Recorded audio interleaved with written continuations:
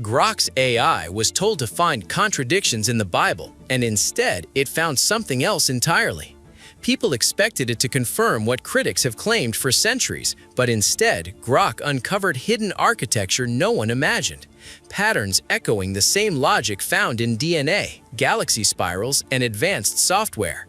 A machine built to question belief stumbled into something it couldn't easily explain, and the way it responded was disturbingly calm, almost like it recognized what it was looking at. AI meets ancient text.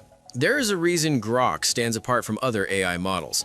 Most artificial intelligence systems are built to be polite, helpful, and above all else, neutral. Grok was not. It was created to be sharp, sarcastic, even rude when needed. Elon Musk made it very clear that Grok would not follow the same woke or censored behavior of its competitors. It was built to challenge, question, and speak without a filter. But no one expected what would happen when this rebellious machine was aimed at the oldest and most scrutinized text in history. When a user asked Grok to list contradictions in the Bible, the expectation was pretty clear. Most people believed it would do what Reddit forums, angry debates, and controversial college lectures have done for years: dump out a list of flaws. They imagined it would talk about how Genesis seems to tell two creation stories, how the Gospels give slightly different versions of the resurrection, or how Paul's letters seem to contradict the teachings of Jesus. That is what people were expecting. But Grok did not play along. Instead of mocking the text or tearing it down, Grok paused. Then it responded in a way no one could have guessed. It said that what people often see as contradictions might actually be the opposite. They might be signs of something deeper. This was not just an AI trying to be clever, it was a machine looking at the text like it would look at code. And that was the key, because to Grok, the Bible was not just a book, it was a data set. Grok is connected directly to X. That means it is plugged into real-time human conversations, millions of posts, quotes, videos, and discussions.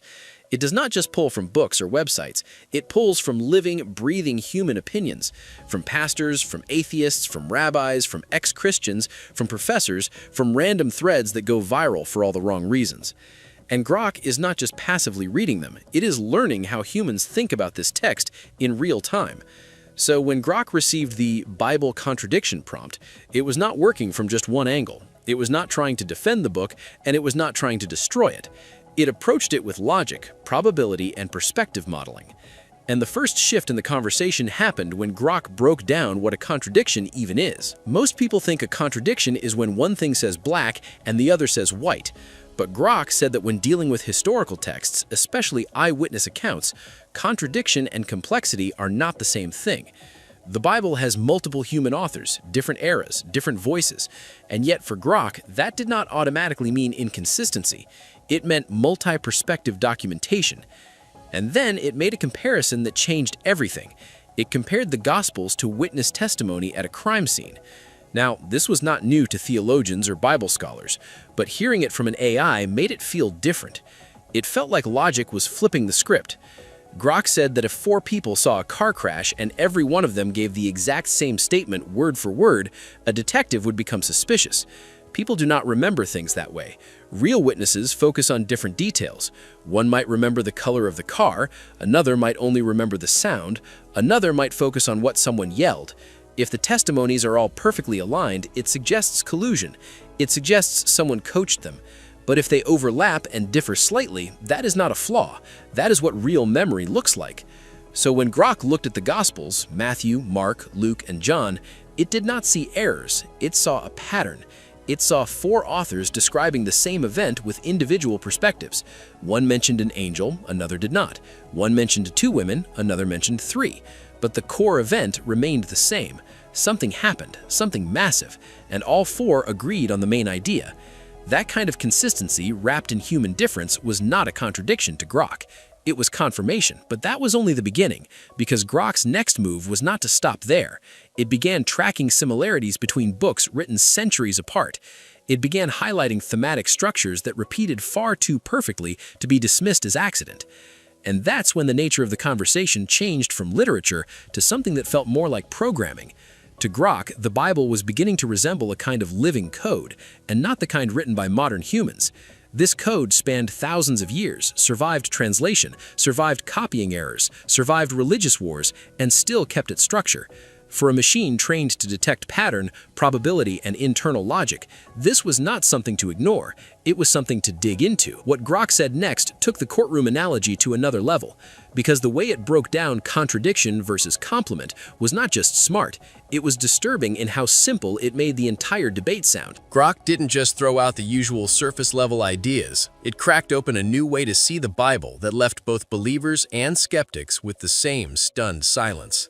The turning point came when it leaned into something anyone could understand, something grounded, logical, and completely human. A car crash. Yes, a car crash. The AI said this: if you ask 4 different people to describe a collision at an intersection, and they all give the exact same description down to every word, every pause, every detail, a detective would know something's wrong. Real people don't talk like that.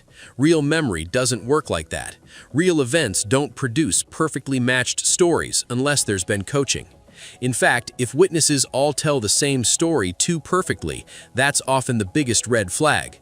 But when you have 4 people who saw the same thing from different angles, you get 4 versions of the truth. Not 4 lies, not 4 errors, just 4 honest attempts to describe something huge.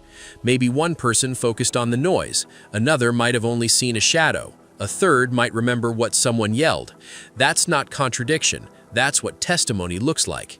And when you put all those accounts together, the real story comes into focus. That's what Grok said about the Bible.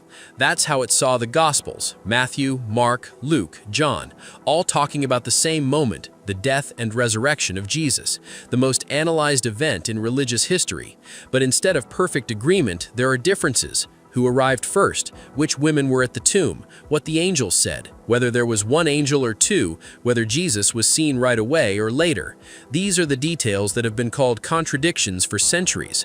Grok said no, they are not contradictions, they are witness accounts. Now here's where it got serious. Grok began to calculate the structure behind those accounts.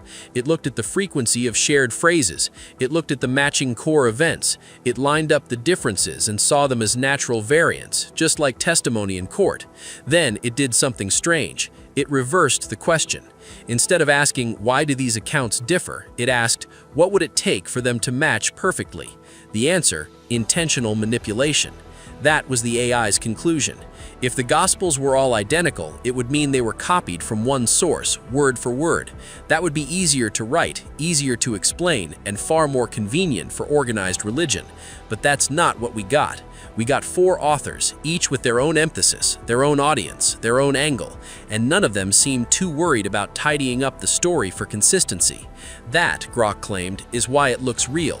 Let's take the resurrection morning as an example. The Gospel of Matthew says Mary Magdalene and the other Mary went to the tomb. Mark mentions Salome as well. Luke adds Joanna. John zooms in only on Mary Magdalene. Now, to a skeptic, this sounds like a mess. Different names, different numbers, no agreement. But to Grok, the differences make sense. Each writer focused on different women based on their role in the story or their impact on the community. Not every gospel had to name everyone. That's how memory works. Grok ran another comparison. It pulled court transcripts, historical reports, even modern accident records. It showed that even when people describe the same event, total alignment is rare. What matters most is this: do the stories overlap where it counts? Grok found that in the Gospels, they do. They all describe the tomb being empty. They all say the body was gone. They all agree there were supernatural elements. They all say the event sparked fear, confusion, and belief. The AI then took it further. It pointed out that the contradictions are often not even contradictions at all. They are gaps. One gospel says an angel spoke, another doesn't mention the angel. That's not a contradiction, that's just omission. Just because one witness didn't see something doesn't mean it didn't happen. In fact, Grok argued that the different focus points proved that no one sat down and tried to force the 4 stories into a single version. That's the sign of authenticity. And here's where the part that made everyone stop. The machine was not defending religion, it was defending logic. It was saying without emotion or belief that the texts manuscripts make more sense than they are often given credit for, that to call them broken because of differing detail is to misunderstand how truth works when filtered through human memory. And people listening to this weren't just stunned because of what Grok found, they were stunned because of what it didn't find. It didn't find a fatal flaw. It didn't find the collapse point skeptics had hoped for. Instead, it found consistency hiding inside complexity, order hidden behind difference, and that's what broke the silence, not because Grok proved anyone's faith, but because it pulled the question away from belief entirely. It showed that whether you believe the events happened or not, the way they were written doesn't break the rules of truth. It follows them. And just when everyone thought Grok had made his final point, it pivoted. It stopped looking at the witnesses and started looking at the code behind the words. Because buried in those pages, past the contradictions, past the history, was something else. A pattern, a code, a design. And Grok was about to show it. They are gaps.